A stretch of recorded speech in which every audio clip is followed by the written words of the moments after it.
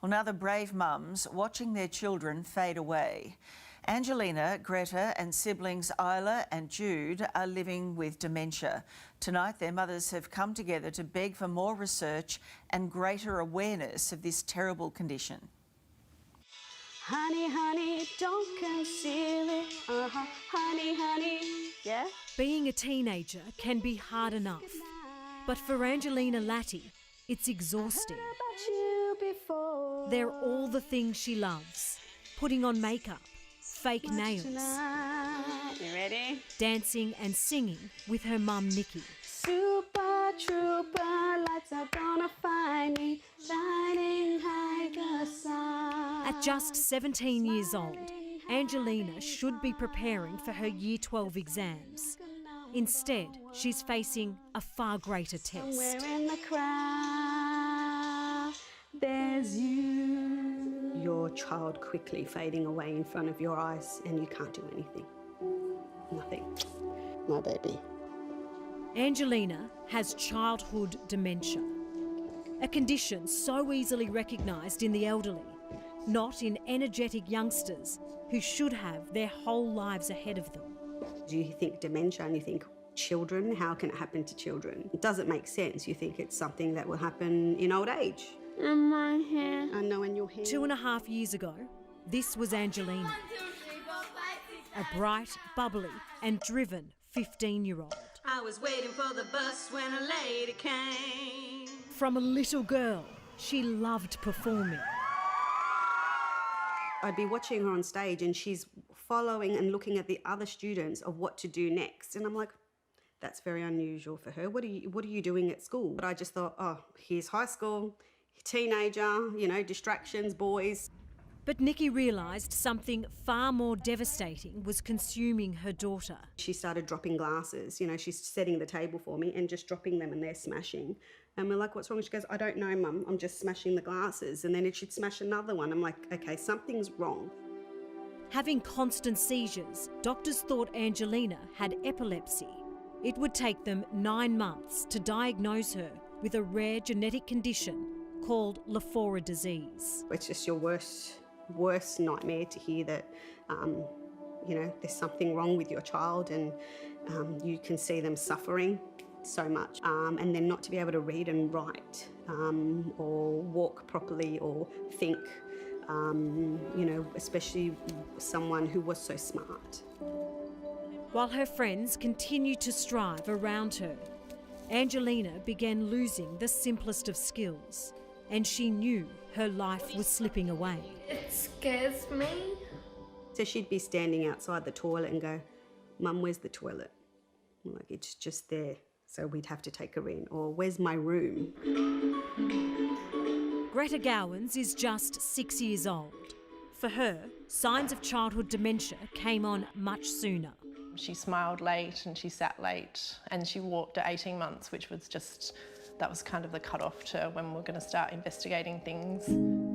Olivia will never forget the phone call when she found out her daughter had Rett syndrome at just 3 years old.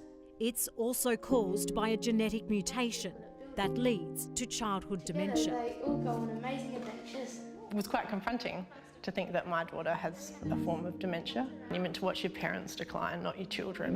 And in the evening... 3 years on, Greta is falling even further behind. I don't think anyone should have to watch their child not be able to walk one day and you just don't know what their future holds. So Sebby's about 18 months in this video and you can see he was still able to smile and laugh. It's hard to believe that in this video, Say mama? little Sebby only had months left. His mum, Anna. But you can see all these videos and photos that we've got, that's what we've got now forever. The toddler passed away less than 2 years after he was found to have Tay-Sachs disease. Once again, it causes childhood dementia. Tay-Sachs is horrible, it's brutal, and you would never want this to happen to anyone you know or any child. So I'm just going to be honest with it because I can't paint it in a nice picture. It is really watching your child die slowly, but it happens quite quickly. People just don't associate dementia with children. No, they don't, sadly. It's an old person's disease. There are 70 rare genetic conditions that lead to childhood dementia. Associate Professor Kim Hemsley is leading a team of scientists here at Flinders University in Adelaide. They're determined to find a treatment for one of the disorders. These children have a mistake in their DNA. This means that the DNA that should be enabling the production of a particular protein or enzyme isn't there, or it isn't there in sufficient quantities. With a brain in this condition, how would the child be presenting? So this child would have difficulties in learning new knowledge, retaining knowledge, speaking, using all of the vocabulary that they once had. That is going to be slowly lost. It affects as many children, or leads to as many deaths a year in Australia as childhood cancer. Which is why Professor Hemsley says researchers need more awareness and funding now. There definitely needs to be a great deal of concern because of the devastating nature of the conditions, and more research on them so that children can, and these are the words of a parent, they can go on to have careers rather than carers.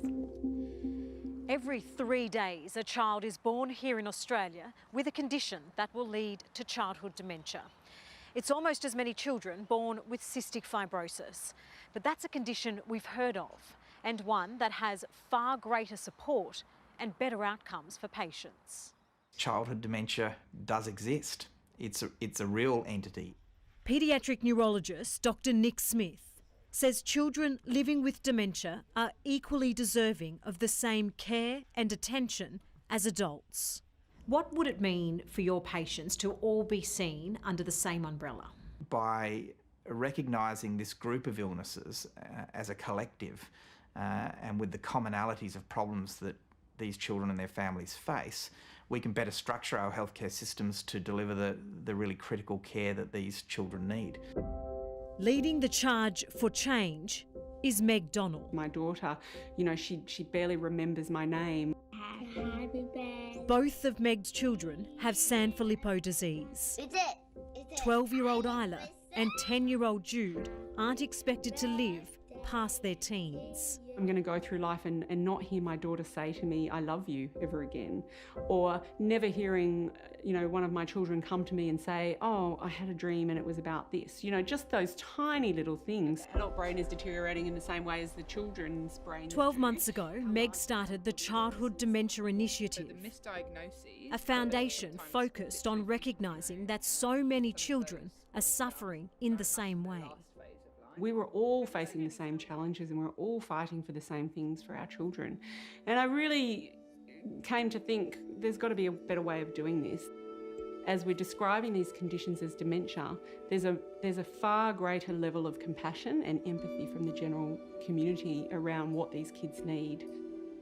All of these families talk about their struggle to access adequate care and support for their kids. You'd think you'd have enough to deal with without having to fight for your basic needs. I've had to become my children's voice and advocate for every aspect of their care. I feel like I've fought a lot.